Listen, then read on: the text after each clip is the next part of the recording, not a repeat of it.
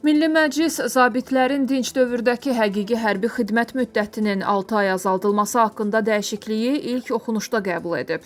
Bununla bağlı hərbi xidmət keçmə haqqında əsasnamənin təsdiq edilməsi barədə və hərbi vəzifə və hərbi xidmət haqqında qanunlara dəyişikliklər parlamentin bugünkü plenar iclasında müzakirəyə çıxarılıb. Dəyişikliyə əsasən ehtiyatdan müddətli həqiqi hərbi xidmətə çağırılan və ya bağlaşma əsasında həqiqi hərbi xidmətə könüllü daxil olan zabitlərin dinc dövrdə həqiqi hərbi xidmət müddəti 6 ay azaldılaraq 1 il müəyyən ediləcək.